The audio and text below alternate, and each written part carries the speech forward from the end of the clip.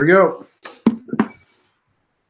Thank you for tuning in to Six Pack Cinema. On today's episode, we are talking about the Ballad of Buster Scruggs, the Coen brothers' new movie anthology series. I'm not even sure what it technically is, but thank you for joining, and let's dive into this one. All right, thank you very much. Either you just watched Ballad of Buster Scruggs and you typed it into the podcast app to hear some people talk about it, or you're regular listeners to Six Pack Cinema. Either way, we appreciate you stopping by and listening to us for a while. It's three of us, me, Jimmy, John, Dave, Sheehan, Dave. Said like 6 names. No one's going to know how there's 3 people. Mm-hmm.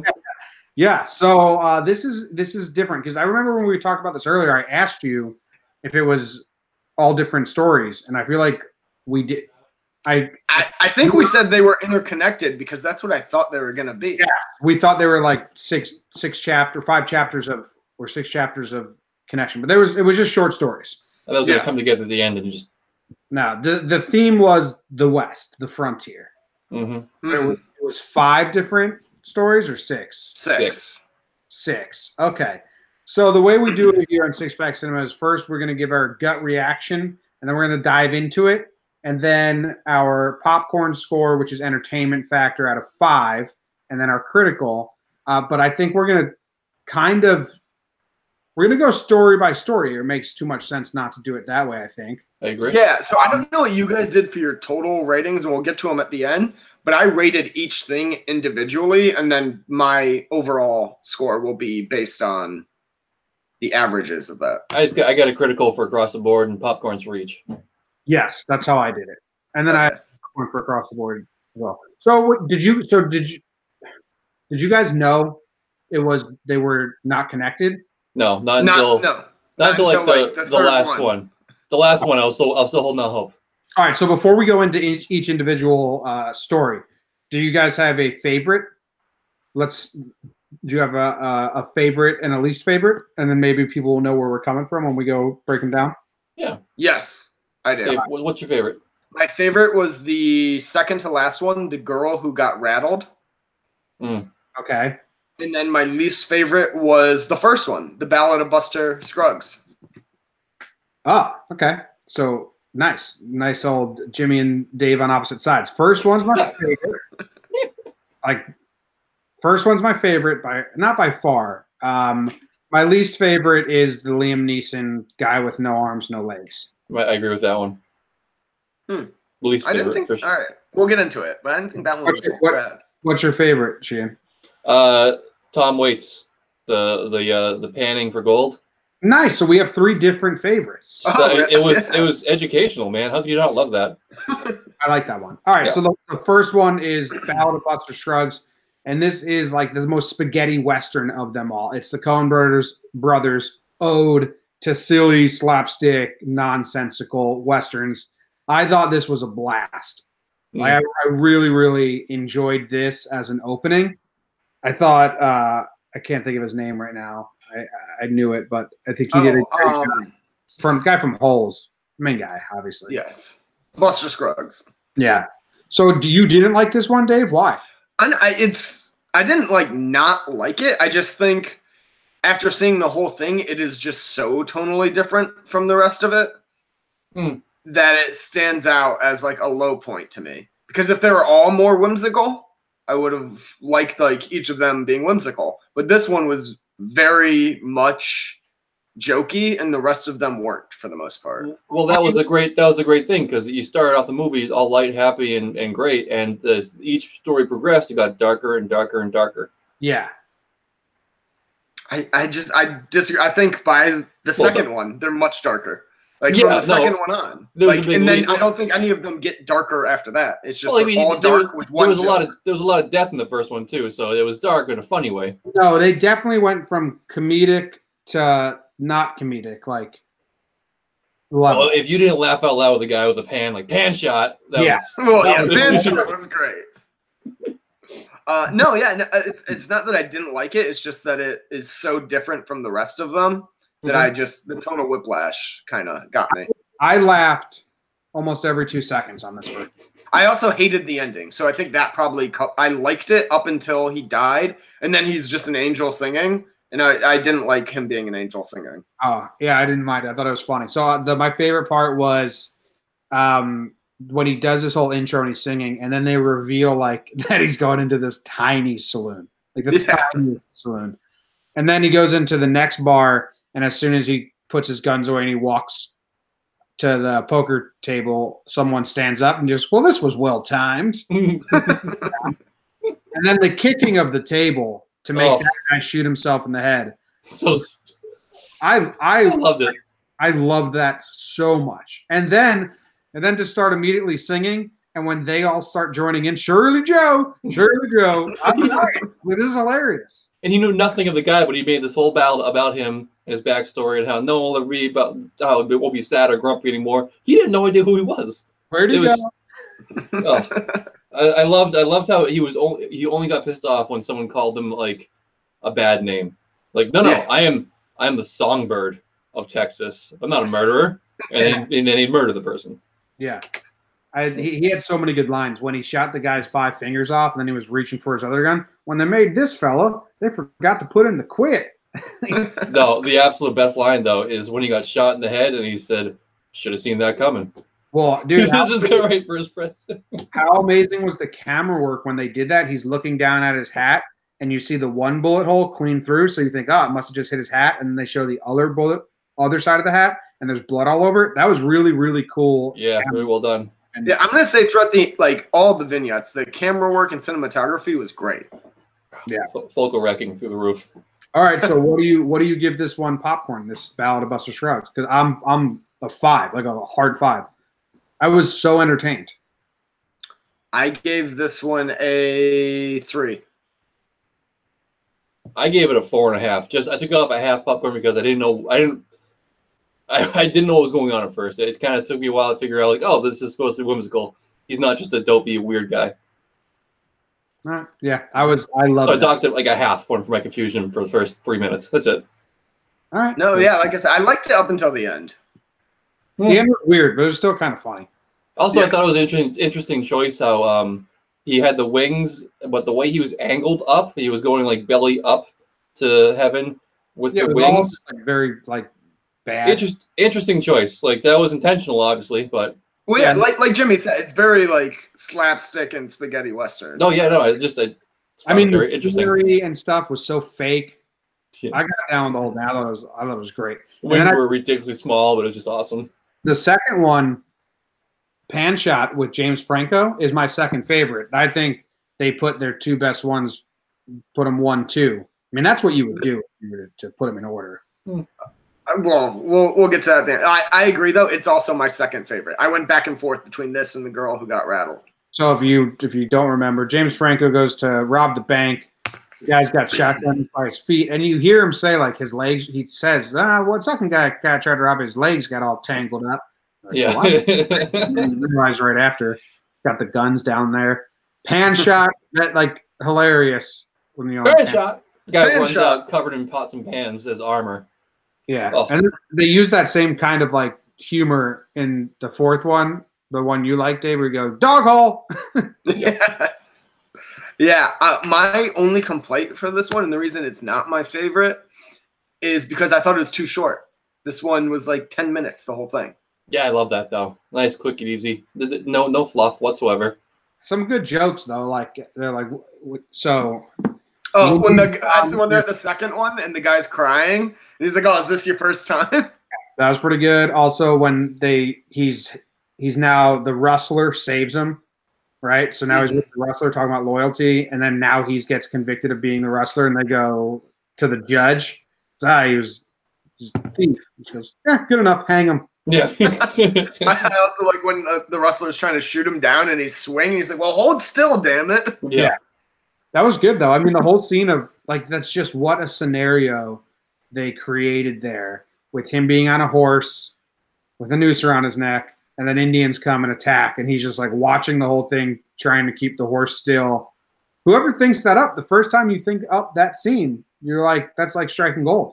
For sure. And also right at the end when they've killed all the people who are going to hang him and they just stop and scare the horse to fuck with him and run away. Yeah. It was funny. So at this point, I really liked it. I was like, "Oh, nice! This is awesome." Yep, it was all high up until that point, and then the next one comes and screeching halt. Oh yeah, they're too hilarious, funny, like weird. And I was like, all right, whatever, because anthology series, I don't usually like them. Because I'd rather watch just one and then go about my day and watch another. And so if it's episodic, maybe I don't know. The third one, I straight up don't. Well, hang on, what are we doing? Popcorns for this one? You're right. Again for me. I gave it a 4. I gave it a 4 as well. All right, so yeah, so far we're 5 and a 4. I was loving these two, and then the third one came, and that was like my girlfriend got up and started doing things. Wait, how are we at a 5 for the first one? 4, yeah, 4.5, a 5, and a 3. Shit, yeah. That's not a 5 average. That's a 4.5. Yeah, 4.5. Sorry. Try to sneak one by you. The third one's called Meal Ticket. It's an orator, armless, legless orator. Liam Neeson. Liam Neeson drags him around. He tells stories. Eventually, he finds out a chicken makes more money and is probably easier to take care of, so he kills the legless and armless guy. My big critique in this one is that they tried to show a lot of repetitions and like did the same show over and over again, but they went way too far into that. I was dozing off by like the 7th time they showed it. I was so done. I liked the ending. Like I liked the very, very dark humor of it. Like when I laughed out loud.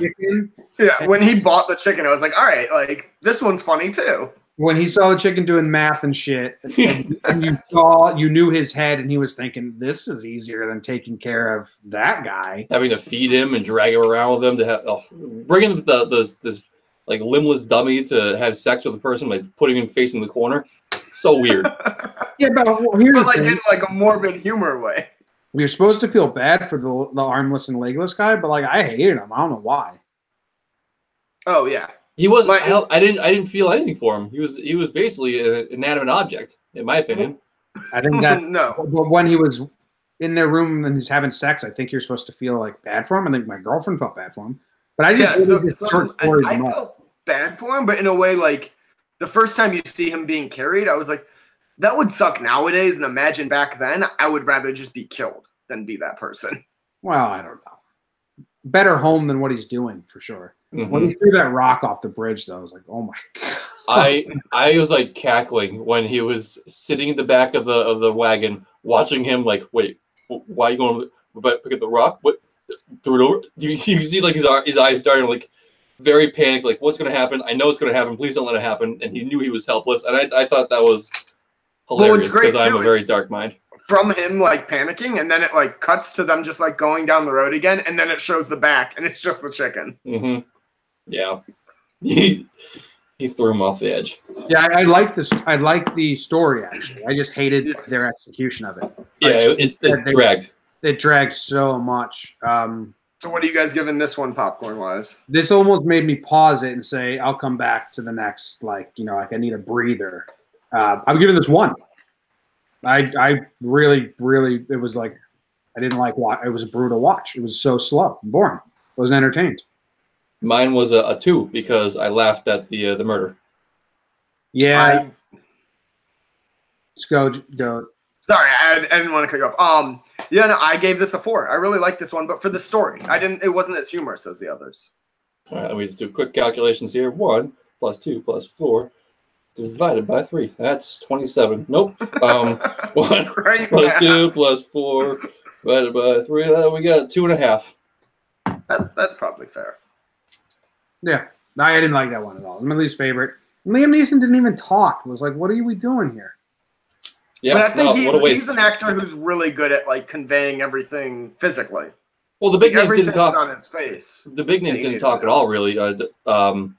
What's his face in the last one? James Franco didn't say hardly anything. A couple lines here and there. Yeah, well, Liam Neeson had a couple lines. How much is the chicken? Panch. All right, next up was All Gold Canyon. So if we're talking about themes, which is what they clearly want you to do, the first one is about just like, it's kind of spaghetti western or gunslinger theme if you want to do that. Second is about covers justice and how stupid it was, and theft and all that. The third one, I don't even know what's. I think that was like the era of like snake oil salesmen and people traveling around. Yeah, I guess just trying to like panhandle. So this fourth one is prospecting and gold and the gold rush. Yeah, and like the land. Yeah, I really did not like this one for the reason you guys said you hated Meal Ticket. I thought this one was so slow, so boring, and I actually did doze off and have to like rewind it because I was probably because you were so like wiped out from the last one, Meal Ticket. You already had dust in your eyes. You fell asleep. No, that one was. I was literally sitting up, cracking up when it showed the chicken doing math. No, this one was beautiful from the start to finish. Oh, it was beautiful at 100%. That's where like most of the points I gave this one come from. I like this one a lot. It was happier tone, which was cool, and like how he found the gold was interesting. Like John said, you learned educational. Also liked like how they're making a point to obviously have all the animals leave, like the humans, and you in your brain. I was thinking, oh, is he going to find gold? Because everyone ended unhappy. Is he going to find gold, and then like by the end, that beautiful scenery is going to be like industrial and gross, you know? Because he brings in a whole company. It kind of not like the whole company. It didn't take it to that extreme, but it was a bit like one of the last shots is you see like the countryside, and there's a huge square of dead grass and holes. Yeah, no, it was. He left the mark for sure. But all the animals came back after he was gone. Like I don't think he ruined it for them. No, he changed it. Didn't ruin it. I loved it. I loved like the Mr. Pocket stuff. And then the first three, someone dies at the end of all of them. So you're just like, oh, fuck. He worked so hard. He's going to die. And he gets shot. And you're like, fuck this fucking movie. They all end so sad. Come on. That guy deserved to win. And then I felt so like it hit my heart when he got shot. I thought he was going to get attacked by the owl. I thought that was going to come back again. I thought the owl was going to attack the guy that shot him. Yeah. Because he put the eggs back. So the owl was now on his side or something, you know? Mm-mm. Well, I'm on the same boat as you guys. I was sad when like the happy miner or gold guy got shot. But when he attacked the guy who shot him, my girlfriend was clearly on his side. She was like, well, this guy's so stupid. You shoot him multiple times in the back of the head once you shoot him once. She was mad the guy who shot him got killed. What did he keep calling him? Something skunk. Skunk. Yeah. Murky skunk or measly skunk. Measly skunk. Measly. Yeah, my notes from this are beautiful land. All the animal leaves. Tom waits if for gold. Really don't want to say an ending for this one. Damn it, that's a brutal ending. You measly skunk. The animals came back. He left it decently in good shape. Found a lot of gold, Mr. Pocket. Yeah, that's another thing. A big point of my liking of it was that they turned the gold into a character. Yeah. It's like, I'm finding you, Mr. Pocket. You're out there. I'm going to get you. And also, I thought, back to education, did you guys know how the panning worked back then? Because my impression was I thought they literally stood in the fucking rivers with a pan and held. And like was like maybe sifting, and they got like a speck here and there. I didn't know they were like digging for like rocks and like. It depends on like where it is. In California, I know they would like sit in the rivers and do it. Yeah, I thought they like sat there waiting, like catching water and watching specks build up. Like no, they dig down into it and then like pull it up in the river. But like they not like next to the river and go wash it off. They'd pull it up from the riverbed. Yeah, eventually they did. The handles were never like the main tool. But usually they built like the contraptions where the water runs down over it. Mm-hmm. So yeah, I thought they had sifters. I felt more bad for him than the legless, armless dude when he got shot. Yeah. I got really happy. This guy was happy. The legless, armless dude hated his existence. He probably cheered as he was thrown off that bridge. Yeah. Probably not. What are we giving this one? 5. I gave this a 1. Oh, you suck, Dave. I was so bored with this one. I gave this a 4. Really, on besides, Dave has a completely different than us. Dave, come on, man. This one was beautiful. It was beautiful, and when I rated it critically, I gave it a ton of points, but I just wasn't that entertained. If I rewatch this movie, I will skip that. 3.5. That is dumb. I don't mean physically like I I don't mean like the scenery was beautiful because it was, but just like the whole progression of the story and him getting shot, fighting back, coming out on top. No, Beautiful. that one was way too long. I think that was the longest one too. It was not. No. When the girl got rattled has to be the longest one. So yeah, 3.5 by the way, 3.5 popcorns. 3.5. Yeah. Yeah. All right. So the girl who got rattled is a girl. She's on her way to California or Oregon on a wagon train with her brother, who she's going to marry her brother's friend when it's at the end. Her brother dies of a sickness. She's got this dog that's annoying. The people leading the wagon train, she's trying to help them because she's in debt now to pay some wages. This one, sorry, what were you going to say? The fucking title pissed me off. If the title didn't give away the ending, I would have been much happier. Because as soon as the second attack came, I told my girlfriend she shot herself. Like, she got rattled. So obviously, oh yeah. As soon as I didn't even think of that. As soon as he gave her those instructions, like if you sense it's going bad, put one square in your head. I told my girlfriend she's going to get rattled and kill herself because that's what they named the episode. So that pissed me off. I would have much liked it if it was a surprise. That's why I'm thankful that I forget names and titles so easily because I didn't remember the name. Yeah, it completely slipped my mind. Would have been better if I forgot it because it gave it away. Absolutely, yeah. I didn't like this one at all until the Indian scene. You didn't like her at all? No, I didn't. This one I wasn't. It was like blah for me until that Indian attack scene. I really liked it. Okay. I can see that. I liked it just because I mean, who hasn't played Oregon Trail? I was going to say, keeping with the themes, this one was actually just straight up a movie version of Oregon Trail. Yeah, and I just like the fact that this is a good. That's what I imagine cowboys were like. They weren't all assholes. It was like a good, helpful guy. He was there just to help out, and I thought it was kind of weird. He's like, the first person that's available, I'm gonna marry her. If she says yes. But I also think that was probably realistic too. Oh, I think it was 100% realistic, and it just so happened that she was semi-pretty. Yeah.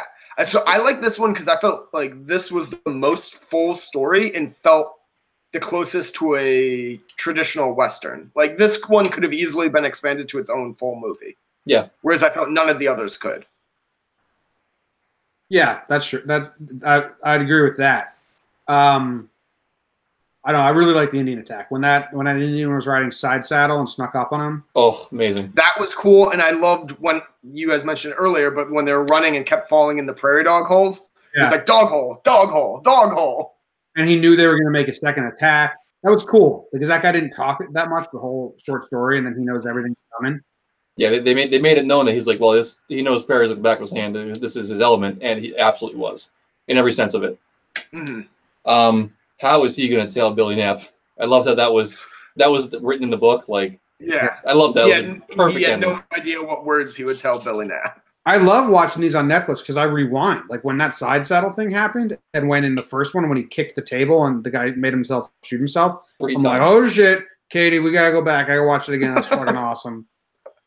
And then we were pausing it on the book to read, which never gave that much insight. No, I just assumed it was the last 3 lines that had anything to do with it. But big question for me though: do you think Billy Knapp actually tried to kill the dog, or he let him go? Oh, I think he actually tried to kill him. I think he scared him off. He purposely missed to scare the dog off because he was already kind of crushing on the girl. Yeah. The way the shots went, it was like one, and then it was like boom, boom, boom, like sporadic. So it seemed like he really tried to kill it once, and then was shooting at a run. In my mind, that was one thinking the dog would run, but then it just kind of jumped to the side and didn't go anywhere. So he shot a bunch of times to scare it off. Yeah, it's that to me sounding like, well, I need to make this sound good, so. Panic, bam, bam, bam. But could be good though, because then they said, do you think we should go out and get after it? And he's like, nah, he'll be fine. After just saying that if they did scare him off, he wouldn't be fine. Yeah. Mm-hmm. So, and I think maybe she was part of it because she was way off. She was way off the grid from the trail with the dog. They made a point to call that out. She was before the couple times they showed them making camp. She'd always walk in hours later. Yeah. Yeah. I didn't know why she was doing that. What an idiot. So stupid. All right, what do you guys got for this one? I'm going 3. I gave this one a 5. I give this one a 4. So this is a 4. Nice. Like I said, once that attack happened, I perked up. But everything before that, I didn't really care for that. I also liked, too, because when the Indian flipped up over the horse and whacked him in the head, a lot of times in Westerns, when you see that, the guy's like, the cowboy is just dead from that. And then they get scalped. But I like that this was like kind of realistic, where a guy was just knocked down and then shot the Indian. No, I think he knew what he was doing. He knew he was playing dead because he knew exactly what it looked like, and he was getting a tactical advantage. Unfortunately, nobody told the girl that. Yes, I really felt terrible when he got up. He's like, "Oh no!" I felt me too. That death probably hit me the most out of any of them in the movie. Because I would have liked that, but I knew it was coming. It pissed me off. But for me, it was like I felt bad for this guy because he was never really like embracing of the relationship of his like partner and her. So now he's like, "Oh shit!" Like now I know how much it feels. He probably thinks I don't care. I really do, because this is a terrible way to go. It's like there's a lot going on. Yeah. Yeah, he's just like he doesn't talk much. So his buddy thinks he doesn't care, but the oh no was like said everything. I was like, oh, poor bastard. Yeah. I didn't think they were gonna do another Indian one since they had the Indian attack in the second story. Yeah. Yeah. I'm glad by the way, great timing for us to watch this. You know, the native savages right around Thanksgiving. Good stuff. Yeah. Shout out Squanto. The last one, man, this last one, the mortal remains, bunch of people in a cabin. I watched Carriage, not a cabin. Carriage. I watched this late at night. And the anthology series was draining on me a little bit by the end. Like I didn't have the brain stipulation to keep like paying close attention. What the fuck was the end of this one? They all died, and they're just carrying them to the afterlife. Yeah. That was what it was? Yeah. Yes. Yeah, I was afraid of that. Yeah, right? But I was really hoping they were going to Fort Logan or whatever. I was like, just don't make this stupid. Don't make this stupid. And they made it stupid. Yeah. Yeah, I didn't like the very end of it, but the entire carriage part up until they got to the hotel was so fantastic. The trapper just kept rambling and rambling. The best way to describe it was just crisp dialogue. It's kind of annoying to me. I love that. But see, I think at this point I was getting kind of drained by the format of the movie with the 6 different things. Very fair. Which goes into my overall. Well, we'll do this first. Yeah. This was like a 2 popcorn for me. Oh, I gave this a 4. I give this a 3 because the ending sucked. 3s have it. Cool. I feel like you've been in the middle this whole time, Shane. I've been trying to get it up before you guys, but like you keep putting leave me last, and it just happens to be in the middle. I like that we're all so wildly different though across all of them. It shows why it shows that these movies work. Mm-hmm. Yes, you know what I mean. Like the Coen brothers are who they are because they can do 6 wildly different stories that appeal to different people like this. Got to think they put their best in the beginning and their worst at the end. Like if you were making, I disagree with that. You got to end strong. The last thing people remember is the ending, which I think they fucked up with the last one because that wasn't the last one. But I think you can start whatever, you can end. The middle can always be like, but the ending has to be the strongest part. Is storytelling like 101. Yeah. I think it was the ending was the last one was stupid. They shouldn't include it. It was one too many. I think they should shuffle the Tom Waits, the All Gold Canyon, make that the last one, and on a happyish note. Oh, I would have rated this so much worse overall if that was it. I hated that one. Well, you're fine. Your opinion. Cool. Right. I like the first one the best, then the second one the second best, then the Gold Old Man the third, the Wagon Train fourth, the sixth one fifth, and the Armless Legless sixth. I went. What's my order? I did The Girl Who Got Rattled, then the James Franco one, then the last one, and then Ballad of Buster Scruggs, and then the gold one, and then then the amputee one, and then the gold one. Yeah. Top me, Gold Rush, top, and then the Rattle second, and then kind of like with both of them, the James Franco and the Buster Scruggs ones were kind of like even for me. And then the last two are just the last two. It didn't do anything for me. Yeah. All right. So what's your overall popcorn? Overall popcorn. I'll go first because I won't be in the middle of anybody anymore. I gave it 3.5. All right. I gave it a 3.5. Bam! I gave it a 3. Look at that. Oh man, we're all on point there. And it's tough. It's just the format. Like when I get if I read books and I buy a short story book, I won't read the whole book in one. I'll read a couple stories, then I'll read a different book, then I'll come back. You know what I mean? Because I just feel like it gets it wears on you. It's like, okay. By the end, I was kind of over the whole movie. Yeah. Yeah. It was also long. It was over 2 hours long. I feel like you could have made this an hour 30, hour 45. Why didn't Netflix make this 6 episodes? Because the Coen brothers say we want to release it as a movie. This is their art, man. This is their art. No, it's cool. I appreciate the format. Like sometimes you have a great story that doesn't need to be stretched for more than 10 minutes. Like the James Franco one was short but quick, and I loved it. It's perfect. So but I wanted more of that one. I would have really rather they cut down the gold one and add to the James Franco. But they don't have to listen to you, Dave. This is their art. Yeah, I liked how quick that one happened. You know what I mean? Yeah. Just like by the end of it, I was just like, ha! Wow. That was perfect. It was cut down, no fat. They could have cut out a lot of the Oregon Trail one. I like that one though. Yes, the Oregon Trail one. That felt like the full, like a full movie. Sorry. Yeah. I'm trying to look up the length of each of the. See, once they established the quick hitters with those first 2, then when they started to drag, I was like, okay, well now you're switching my gears too quick. Yeah, agreed. What's your critical? Let's go on to our critical scores. I have mine at 85. Shit, that's mine. Yeah. I have 81. It's the Coen brothers, so it's really what they're doing technically and acting and all the aspects of filmmaking, the scenery, the cinematography, the tones of each.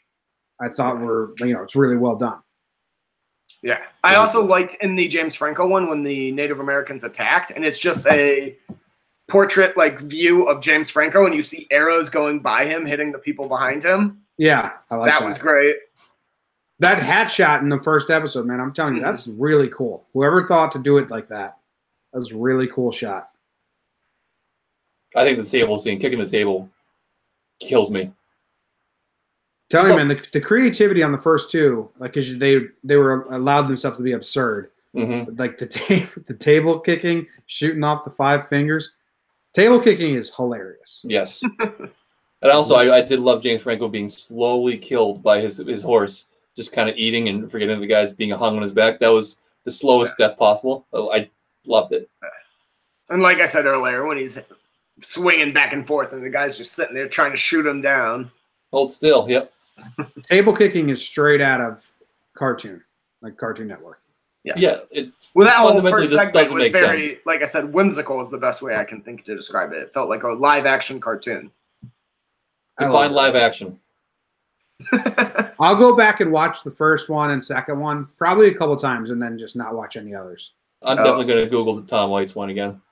No, I will watch The Girl Who Got Rattled and the second one, which is spelled near algodones, which I have no idea. Like the others kind of make sense. I don't get the name of that one. Yeah, me either. Yeah. All right, so what did we end up with? 84% and 3.5 popcorns. That sounds perfect to me. Yep. Yes. What are you guys going to drink with this if you watch it again? I'm going to drink an energy drink because, the first 2, I'm full of energy, and I'm like, yeah, this is going to be a fun night. And then by the end, I'm like, thank God I drank that energy drink because this is starting to get tiresome. I was going to say whiskey, but whiskey is outlawed. Yeah, that's what I read. Good. What are they drinking? Whiskey.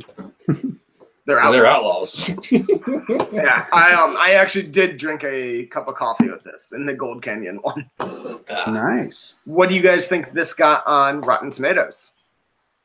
I'm going to go high, like 89, maybe even 90. For what? Critical or audience? Critical. This is critics eat this shit up. It's Coen Brothers. The critics are gonna love it, and it's a new format.